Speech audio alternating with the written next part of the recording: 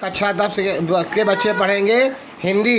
देख रहे हैं ना, अर्धवार्षिक परीक्षा 2025-26 अनुपूरक पेपर कोड है B1-X कक्षा 10 का हिंदी 70 पूर्णांक। देख रहे हैं बहुत ही, और ये सेट दूसरा होगा हिंदी का पेपर अर्धवार्षिक का दूसरा जा रहा है। बिल्कुल मैं आपको बताना चाहता हूँ, देख रहे हैं पूरा का पूरा वीडियो को पूरा देखेंगे, स्किप नहीं करेंगे, शेयर करना नहीं भूलेंगे।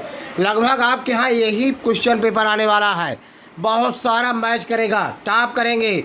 अभी तक भी चैनल को सब्सक्राइब किया हो तो चैनल को सब्सक्राइब कर लीजिए, बेल आइकन की घंटी दबा दीजिए ताकि आने वाला वीडियो आपको सबसे पहले मिले। वीडियो को इतना शेयर करना कि सर्च रैंकिंग में पहला स्थान प्राप्त करे। 6 से 12 तक के बच्चों के लिए हमारे चैनल में कई सेट पेपर डाले गए हैं, संपूर्ण हल डाला गया है। एक तरफ से आप टॉप करेंगे, एक वीडियो अगर आप प्रतिदिन देखते हैं, एक पेपर प्रतिदिन हल करते हैं पूरा साल भर, तो आप टॉप करेंगे। आपके विद्यालय में चर्चा होगा कि आपने पढ़ाई कहाँ से किया, निश्चित रूप से आप टॉप करेंगे। तो बस वीडियो को ज़्यादा से ज़्यादा शेयर करना है, पढ़ाई का वीडियो भी देखना है, स्किप नहीं करना है। पहले हम बहुविकल्पी प्रश्न करते हैं, 2 विकल्प निर्देश सहाय देख लीजिए। प्रारंभ के 15 मिनट परीक्षार्थियों को प्रश्न पत्र पढ़ने के लिए निर्धारित है। बहुत से इसका क्वेश्चन आपके बोर्ड एग्जाम में मैच करेगा, वार्षिक में निश्चित रूप से हल कर लेना। 20 क्वेश्चन जो है वो OMR पर आधारित है, आंसर शीट पर करने हैं। देख रहे काला करना है, पेन से चिन्हित काला चिन्ह द्वारा अंकित कीजिए। पहला क्वेश्चन लेते हैं, हिंदी साहित्य का इतिहास के लेखक हैं। 4 विकल्प है, आचार्य रामचंद्र शुक्ल, दूसरा है श्याम सुंदर दास, तीसरा है प्रताप नारायण मिश्र, चौथा है यशपाल। पहला विकल्प सही है, आचार्य रामचंद्र शुक्ल। दूसरा है, हिंदी साहित्य में शुक्ल की समय सीमा है 1900 से 1920 ईस्वी, 1919 से 1938 ईस्वी, 1925 से 1940 ईस्वी, उपयुक्त में से कोई नहीं।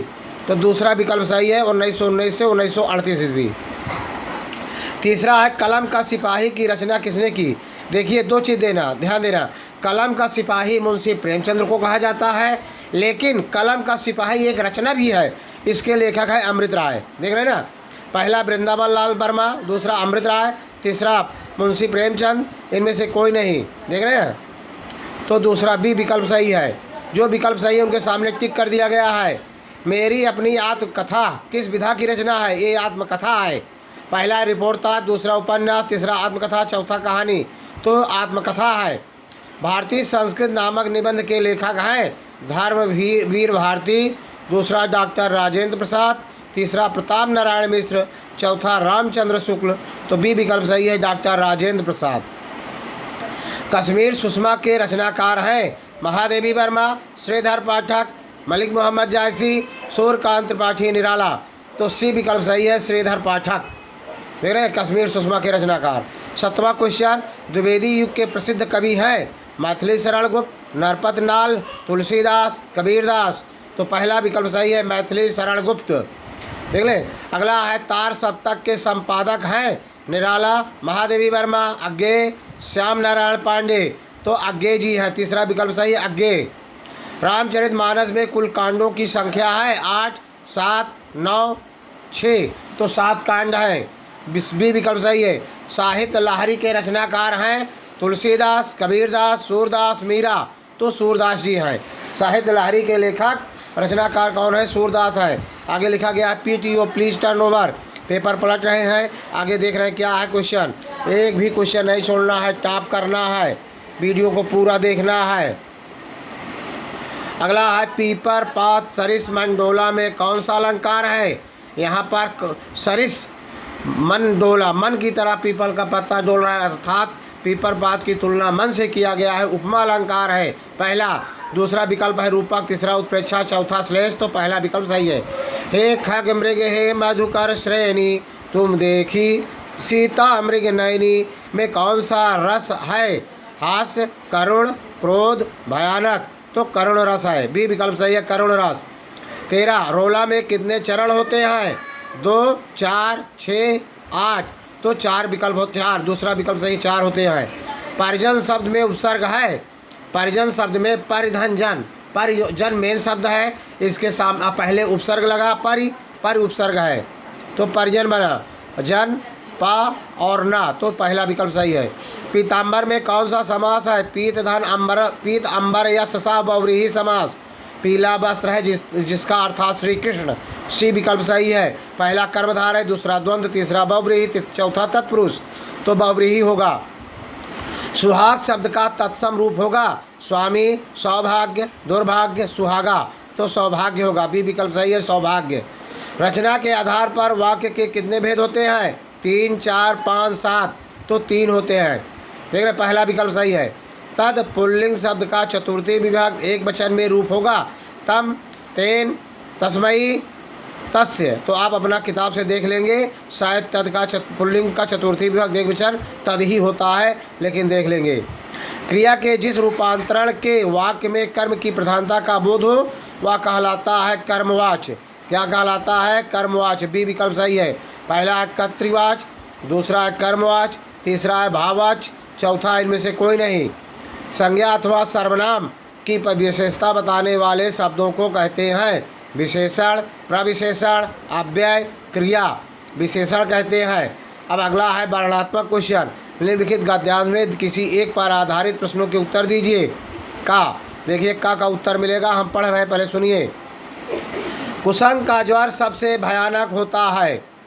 यह केवल नीति और सद्वृत्ति का ही नाश नहीं करता बल्कि बुद्ध का भी क्षय करता है। किसी युवा पुरुष की संगत यदि बुरी होगी तो वह उसके पैरों में बंधी चक्की के समान होगी जो उसे दिन दिन अवनति में गड्ढे में गिराती जाएगी, और यदि अच्छी होगी तो सहारा देने वाली बाह के समान होगी जो उसे निरंतर उन्नत की ओर उठाती जाएगी। तो उपरिक्त गद्यांश का संदर्भ लिखना है आपको।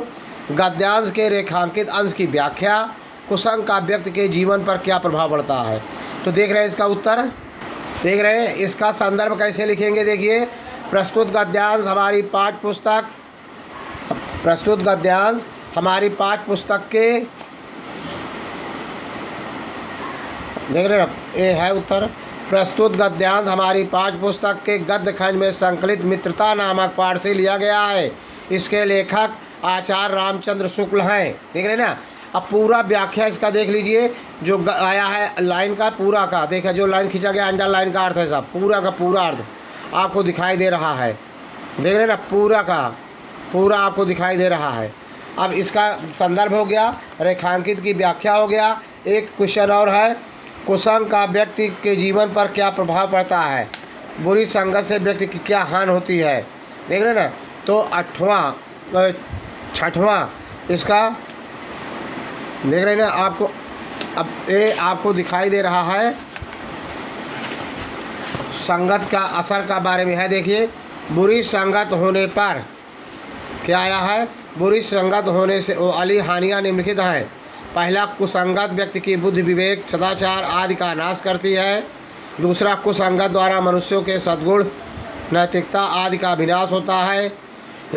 कुसंगत व्यक्तियों की अवनत की गहरी खाई में ढकेलती है। देख रहे हैं ना, ये पूरा हल हुआ आपका। अब आपको अगला क्वेश्चन लेते हैं। क्या है भाई, आपको अगला क्वेश्चन है, अगला अथवा करके देखिए। फिर इसको नहीं करना है आपको, ये अथवा करके अखा वाला नहीं करना है, क्योंकि ये करना। दूसरा है 22 क्वेश्चन। निम्नलिखित पद्यांशों में किसी एक पर आधारित प्रश्नों को उत्तर दीजिए। ऊधो मोहि ब्रज विसरत नाही, वृंदावन गोकुल वन उपवन सघन कुंज की छाई। प्रात समय माता जसुमति अरुनंद देख सुख पावत, माखन रोटी दह्यो सजायो अति हित साथ खवावत। गोपी ग्वाल बाल संग खेलत, सब दिन हसत सिरात। सूरदास धन धन ब्रजवासी, जिनसो हित जदु तात। देख रहे हैं ना। अब इसमें उपरिक्त पद्यांश का संदर्भ, रेखांकित अंश की व्याख्या, श्री कृष्ण को ब्रज की कौन कौन सी बातें विस्मृत नहीं हो रही हैं, भूल नहीं रही हैं। तो पहला एक तरफ से देखिए प्रस्तुत पद्यांश, देख रहे हैं ना। अब इसमें से देखिए, ध्यान देंगे, प्रस्तुत पद्यांश हमारी पाठ्य पुस्तक हिंदी के सूर सारावली नामक पद से लिया गया है। इसके रचयिता सूरदास जी हैं। देख रहे हैं ना। हाँ, तो फिर से सुन लीजिए। प्रस्तुत पद हमारी पाठ्य पुस्तक के काव्य खंड के पद शीर्षक से उद्धृत है। सूरदास द्वारा रचित सूरसागर महाकाव्य से लिया गया है। प्रसंग में आप लिखेंगे कि श्री कृष्ण जी कह रहे हैं, किससे कह रहे हैं, उद्धव जी से कह रहे हैं कि मुझे जो है ब्रज भुलाने से भी नहीं भूल रहा है, मैं बार बार उसे विस्मृत करना चाह रहा हूँ लेकिन भूल नहीं रहा है। फिर कह रहे हैं, हे उद्धव, मथुरा पहुंचकर श्री कृष्ण को वहाँ की सारी स्थिति बताई, जिसे सुनकर श्री कृष्ण भाव विभोर हो गए। देख रहे हैं ना, अगला है इसमें का में सूरदास ने श्री कृष्ण की मनोदशा का चित्रण किया है। उद्धव ने मथुरा पहुंचकर श्री कृष्ण को वहाँ की सारी स्थिति बताई, जिसे सुनकर भाव विभोर हो जाते हैं। अब इसमें देखिए अर्थ इसका क्या है। देखिए, उद्धव मोहि ब्रज बिसरत नाही, वृंदावन गोकुल वन उपवन सघन कुंज की छाया। देख रहे हैं, प्रात समय माता जसमती अरु नंद देख। अब इसका अर्थ देखिए, श्री कृष्ण उद्धव जी से कह रहे हैं कि हे उद्धव, मैं ब्रज को भूल नहीं पाता। उद्धव मैं ब्रज बिसरत नहीं, हे उद्धव, मैं ब्रज को नहीं भूल पाता। मैं सबको भूलने का प्रयास करता हूँ, किंतु मेरे लिए संभव नहीं हो पाता, मैं भूल नहीं पाता। वृंदावन और गोकुल के वन उपवन सभी मुझे याद आते हैं। वृंदावन गोकुल वन उपवन सघन कुंज की छाया। वृंदावन गोकुल के वन उपवन और वहाँ की सघन छाया मुझे बहुत याद आते हैं। वृंदावन और गोकुल के वन उपवन सभी मुझे याद आते हैं। वहाँ की कुंजों की घनी छाया भी मुझसे भुलाए नहीं भूलती है। आगे कह रहे हैं, देखे, प्रात समय माता जसमती अरु नंद देख सुख पावत। प्रातः काल, देख रहे हैं, प्रातः काल माता यशोदा और नंद बाबा मुझे देखकर हर्षित होते तथा अत्यंत सुख का अनुभव करते थे। वह भी मुझे रह रहकर स्मरण क्या हो रहा है, स्मरण हो रहा है, हो आता है। माता यशोदा मुझे मक्खन रोटी और दही बड़े प्रेम से खिलाती ही थी। देखिए, ध्यान देना, गोपी माखन रोटी दहो सजायो अति हित साथ खियावत, अत्यधिक प्रेम के साथ खिलाती थी। गोपी ग्वाल बाल संग खेलत, सब दिन हसत बिसिरात। मैं ग्वाल बालों के साथ, ये सुनका रही हैं, देखकर हर्षित होते हैं, अत्यंत दुख सुख का अनुभव करते हैं। वहाँ भी मुझे रह रह कर स्मरण हो आता है। माता यशोदा मुझे मक्खन रोटी और दही बड़े प्रेम से खिलाती थी। गोपियाँ और ग्वाल बालों के साथ मैं खेला करता था, सारा दिन हंसत खेलते रहते बिताते थे। देख रहे ना, अब प्रसंग आप जान गए हैं, पूरा इसका अर्थ देख लीजिए, आपको पूरा अर्थ आपको दिखाई दे रहा है।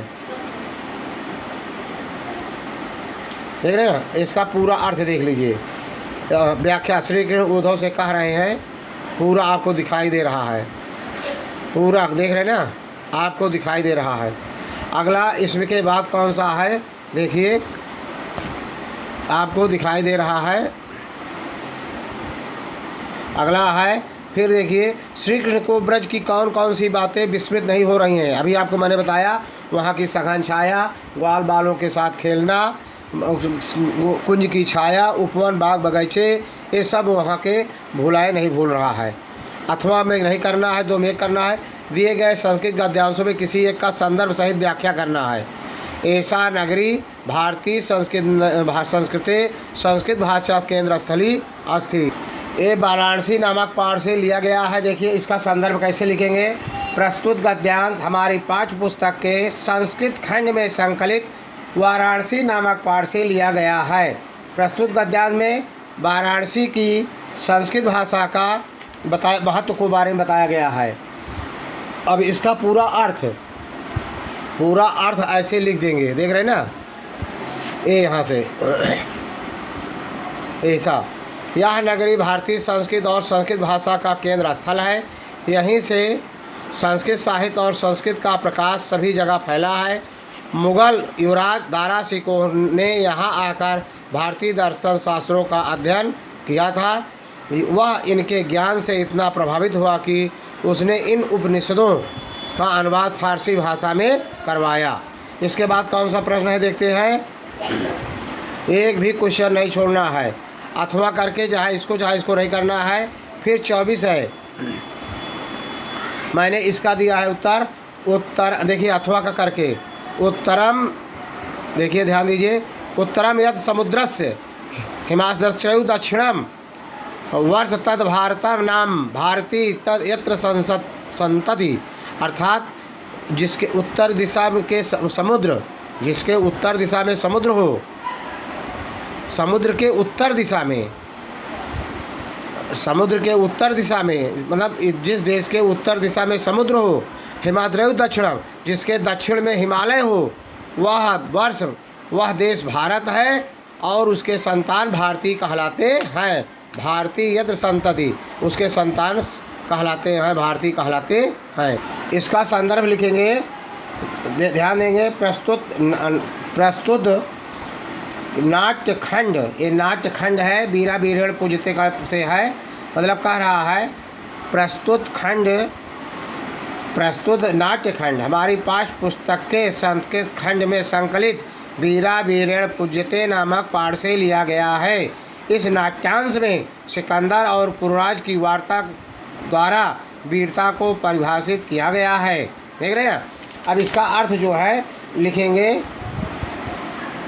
क्या लिखेंगे? क्योंकि जो समुद्र के उत्तर में है, जो समुद्र से देखने पर उत्तर दिशा समुद्र से उत्तर में है और हिमालय के दक्षिण में स्थित है, वह भारत नाम का देश है जहाँ की संतान भारतीय हैं। अगला है इसमें, देख रहे हैं, कह रहा है स्वपठित खंड काव्य। क्या है खंड काव्य? स्वपठित खंड काव्य के प्रमुख पात्र का चरित्रण। तो अपने प्रतापगढ़ जिले में स्वपठित खंड काव्य चलता है। पंडित जवाहरलाल नेहरू, क्या चलता है? पंडित जवाहरलाल नेहरू के बारे में लिख रहा है आपको।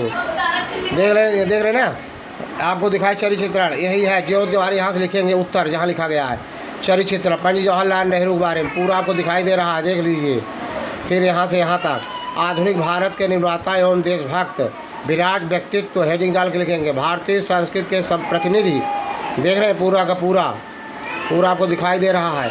इसके बाद यहाँ है, देख रहे ना, फिर लोकप्रिय राजनेता, देख रहे ना, मथुरा वृंदावन अवधपुरी की गली गली में बात चली, फिर नया रूप धर कर उतरा द्वापर त्रेता का महाबली। देख रहे ना, पूरी इसका पूरा अहिंसा के समर्थक पूरा आपको दिखाई दे रहा है।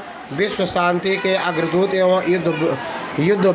अगला देख रहे हैं, अपनी पाठ्य पुस्तक कंठस्थ किया हुआ कोई एक श्लोक लिखेंगे जो इसमें ना आया हो। अब वाराणसी की प्रथम प्रसिद्धा, संस्कृत में 2 का लिखना है पूरा और यहाँ लिख देंगे पुरराजा का आसित, पुरराजा, देख रहे हैं, आपको दिखाई दे रहा है। एक क्वेश्चन है, वाराणसी की प्रथम प्रसिद्धा, वाराणसी विद्या दर्शन साहित्य धर्म कला शिल्पार्थ प्रसिद्धा अस्ति। एक और आया था, देख रहे हैं, एक आया था पुरराजा का आसित, उत्तर पुरराजा भारत से एका बीरा नृपासित। देख रहे हैं ना, संस्कृत में अनुवाद हो गया। फिर विषय पर निबंध लिखना है, मानव जीवन पर विज्ञान का महत्व, मैंने कई बार इसको बताया है। प्रधानाचार्य को छात्रवृत्ति के लिए लिखना है एप्लीकेशन, प्रार्थना पत्र, देख रहे हैं ना, ऐसे लिखेंगे। अपने प्रधानाचार्य को छात्रवृत्ति के लिए प्राप्त करने के लिए प्रार्थना पत्र, देख रहे हैं ना। यहाँ बदलेंगे क्या? सेवा में प्रधानाचार्य महोदय, आदर्श माध्यमिक विद्यालय, अपने विद्यालय का नाम डालेंगे सिद्धार्थ नगर, अपने जनपद का जहाँ पर स्थित है जिस जगह पर, और उसके बाद अपने आगरा, अपने जिला का नाम। विषय छात्रवृत्ति प्राप्त करने हेतु प्रार्थना पत्र, मान्यवर, पूरा ऐसे लिखते चले आएंगे। देख रहे हैं ना, पूरा आप ऐसे लिखते चले आएंगे, पूरा का पूरा। अगला यहाँ पर थोड़ा सा है, चेंज करना पड़ेगा। देखिए, धन्यवाद भावदी, आपका आज्ञाकारी शिष्य विशाल, अपना नाम कक्षा 9, तो आप कक्षा 10 डालेंगे। दिनांक जिस दिन आप परीक्षा दे रहे हैं उस दिन आप लिखेंगे। ठीक।